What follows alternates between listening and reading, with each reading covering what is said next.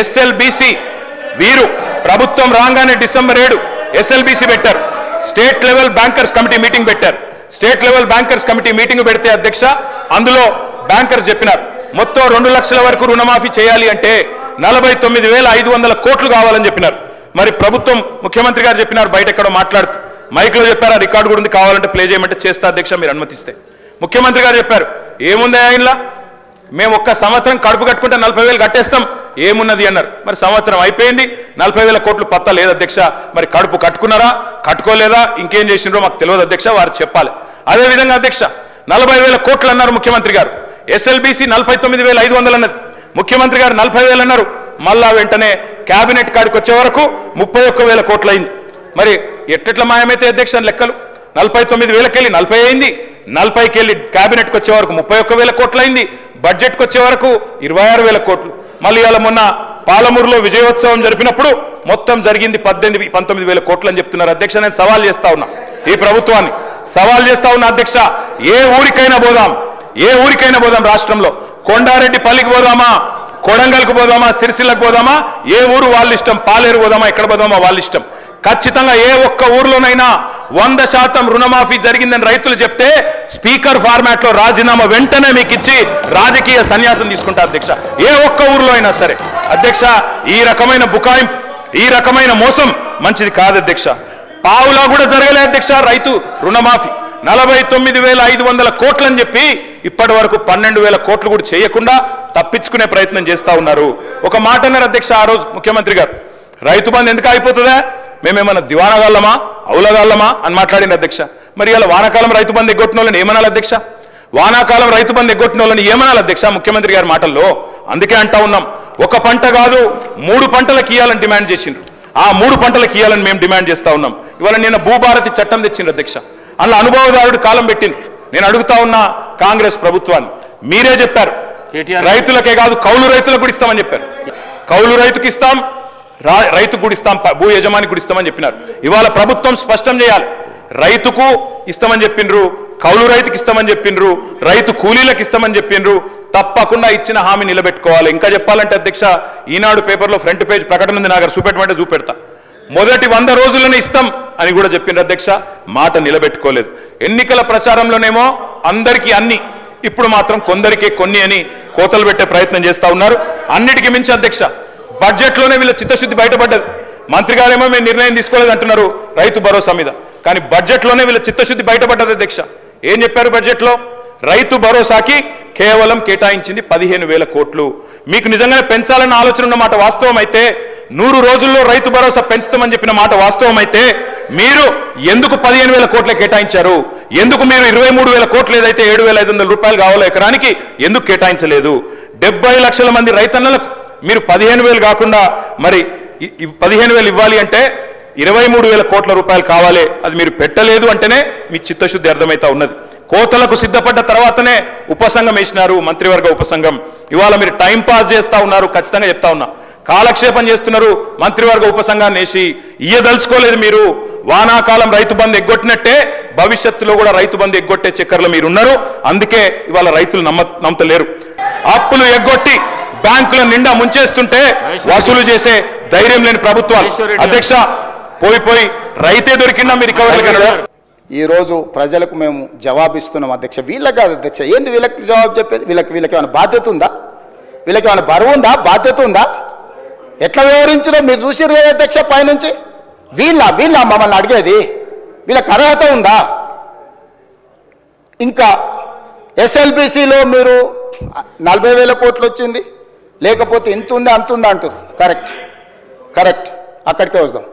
మీరు చేసిన పాపం పుట్టలాగా పెరిగి అది మా నెత్తి మీదకి వచ్చింది.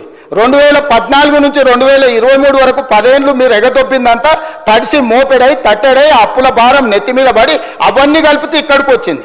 8,000 కోట్ల రూపాయలు కావాలి, మా దగ్గర నల్ల డబ్బు లేదు అంటే ప్రభుత్వంలో లేదని వాళ్ళ దగ్గర లేదని అనుకునేవి అధ్యక్ష. స్విస్ బ్యాంకు కూడా అప్పియగలిగినంత శక్తి వచ్చింది అధ్యక్ష. నేను అంతకుముందు ఎమ్మెల్యే అంతకుముందు ఆర్థిక మంత్రిని అడిగిన, అరే ఏడో దాసుడు కష్టం కాదు, 10 పైసలు మిత్తిస్తాం, మా ప్రభుత్వానికి అప్పి రైతులకు రుణమాఫీ చేస్తాను ఒకసారి అడిగిన అధ్యక్ష. ఇట్లనే ఎక్కడో దావతులు ఎదురుపడితే కొంచెం సానుకూలంగానే తల ఊపిండు కానీ మళ్ళీ బామార్దికి నా కోపం వస్తుందని జర వెనక తగ్గినట్టు అనిపించింది అధ్యక్ష. ఇవాళ ఈ రాష్ట్రం ఉన్న 7 లక్షల కోట్ల అప్పు కూడా కట్టాలంటే ఏం లేదు అధ్యక్ష. వాళ్ళకిన ఒక్కసారి మన దిక్కు చూసిరంటే రాష్ట్రం అప్పు అంతా కట్టొద్దు అధ్యక్ష, ఎందుకంటే అంతా అక్కడికే చేరింది కదా. సో రైతులకు ఇవ్వడానికి 8,000 కోట్ల రూపాయలు కూడా నా దగ్గర లేవు అని చెప్పి ఈరోజు రైతుల కోసమే మేము బ్రతుకుతున్నాం, రైతుల కోసం మేము ప్రాణాలు ఇస్తాం, రైతుల కోసం మా కిడ్నీలు కూడా ఇస్తాం. ఏంది అధ్యక్ష, మీరు ఒకవేళ ఇచ్చినా కూడా మీకున్న షుగర్ లెవెల్స్కి అవి పనికిరావు అధ్యక్ష. ఒకవేళ మీరు ఇద్దామని ముందుకు వచ్చినా ఆ పరిస్థితి లేదు తీసుకోవడానికి. సో మీరు ఏం చేసిండ్రో వెనక్కి తిరిగి చూసుకోకుండా ఎందుకు అధ్యక్ష నాకు ఈ పాపం, నాకు ఈ శిక్ష? మీరు చేసిన పాపాలన్నీ నేను చదవాల్సి వస్తుంది అధ్యక్ష. ఇది నాకు శిక్షలాగా అయిపోయింది. ఈ శిక్ష నాకు వద్దు అధ్యక్ష. నేనేమంటున్నా అంటే నేను ఒక పాజిటివ్ దృక్పథంతో ముందుకు వెళ్ళాలనుకుంటున్నా. కాబట్టి దయచేసి రుణమాఫీ చేస్తే సరిపోతుందా? జీతాలు పింఛన్లు ఇవ్వద్దా? ఇప్పటిదాకా ప్రభుత్వ ఉద్యోగస్తులకు కూడా ఇవ్వండి, లక్షల కోట్ల జీతాలు వచ్చేటోళ్ళకి ఇవ్వండి, ఐఏఎస్లకు ఐపీఎస్లకు కూడా ఇవ్వండి, టాటాలకు బిర్లాలకు కూడా ఇవ్వండి. ఆయన దోస్తు అదానికి ఆయనకు ఫ్లైట్ ఇచ్చి దావత్ చేసుకుని అదానికి ఇవ్వమంటాడు. ఇటలీ నుంచి నిన్నమన్న యునైటెడ్ కింగ్డమ్ నుంచి వచ్చింది కదా ఎఫ్ఈఓ సిఓ కూడా ఇక్కడ భూమి కొంటే ఆయనకు కూడా ఇవ్వమంటాడు. ఎట్లా ఇంత బాధ్యత లేకుండా ఇట్లా మాట్లాడుకుంటూ పోతే ఇది ఏ రకంగా సమంజసం అధ్యక్ష? మీ లెక్కలు ఇవ్వండి. నిజాలు వినడానికి ఓపిక ఉండాలి అధ్యక్ష. నిజం వినడానికి ఓపిక ఉండాలి అధ్యక్ష. నిజం అనేది కొంచెం చేదుగా ఉంటుంది అధ్యక్ష. ఈ చేదు గుళికలు కొంచెం మింగాల్చు, ఎందుకంటే 10 ఏళ్ళు చేసిన పాపాలకు ఇది తప్పదు అధ్యక్ష. ఇది చాలా చిన్న శిక్ష అధ్యక్ష. ప్రజలు విధించిన శిక్ష ముందు ఇది చాలా చిన్నది, వినాలి వాళ్ళు, ఎందుకంటే మంచి చెప్తున్నప్పుడు నేర్చుకోవాలి. చంద్రశేఖరరావు గారు సభలో లేకపోయినా అధ్యక్ష ఇది వినాలి, తెలంగాణ సమాజానికి తెలవాలి. తెలంగాణ బిల్లు సభలోకి వచ్చినప్పుడు చంద్రశేఖరరావు గారు సభలో లేకపోయినా సెంట్రల్ హాల్లో వారు గప్పాలు కొడుతున్నా తెలంగాణ బిల్లు పాస్ చేసి తెలంగాణ రాష్ట్రం ఇచ్చిన గొప్ప నాయకురాలు సోనియా గాంధీ గారు. ఇది నేను కాదు, ఇక్కడనే నిలబడి మాట్లాడింది చంద్రశేఖరరావు గారు.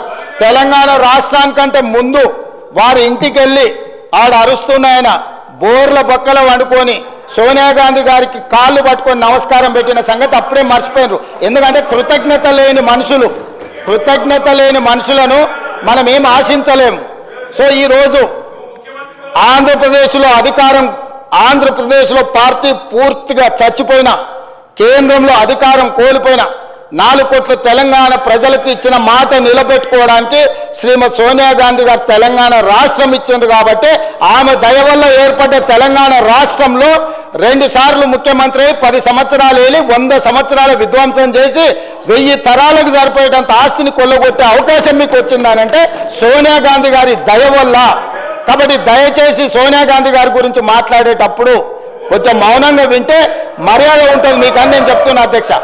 ఏ గ్యారంటీలు లేకుండా వివిధ కార్పొరేషన్లు తీసుకున్న రుణాలు 59,414 కోట్ల రూపాయలను పెట్టారు అధ్యక్ష. టోటల్గా ఆ రోజు శ్వేతపత్రం పెట్టినప్పుడు 6,71,757 కోట్ల రూపాయలు అప్పులు అని చెప్పి బట్టి విక్రమార్క గారు ఆనాడు ఆర్థిక శ్వేతపత్రాన్ని ఈ సభలో ప్రవేశపెట్టి దాని మీద సుదీర్ఘమైన చర్చ జరిగింది. అందరు సభ్యులు చెప్పిండ్రు, బయట కూడా ప్రశంసలు అందుకున్నాం. సభను బాగా నడిపారు, అందరికీ అవకాశం ఇచ్చిండ్రు అని.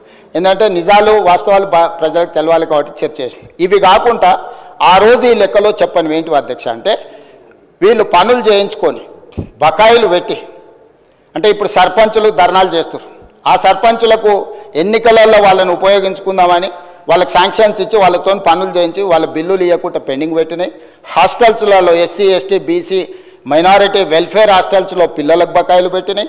అదేవిధంగా ఫీజు రియంబర్స్మెంట్లో బకాయిలు పెట్టినాయి. అదేవిధంగా రాజీవ్ ఆరోగ్యశ్రీలో పేదల వైద్యానికి బకాయిలు పెట్టినాయి. ముఖ్యమంత్రి రిలీఫ్ ఫండ్ నుంచి రిలీజ్ చేయకుండా పెట్టిన బకాయిలు. ఇవే కాకుండా వాళ్ళు కమిషన్లు కొట్టేసి ఒప్పందాలు చేసి వదిలేసిపోయిన కాళేశ్వరం, పాలమూరు, రకరకాల సాగునీటి ప్రాజెక్టులు, అదేవిధంగా నిమ్స్ హాస్పిటళ్ళు కట్టడానికి తీసుకొచ్చిన ఆ కాంట్రాక్టర్ల బకాయిలు, ఇవన్నీ లెక్క కలిపితే 40,154 కోట్ల రూపాయలు కాంట్రాక్టర్ల బకాయిలు కూడా మాకు ఇచ్చారు అధ్యక్ష.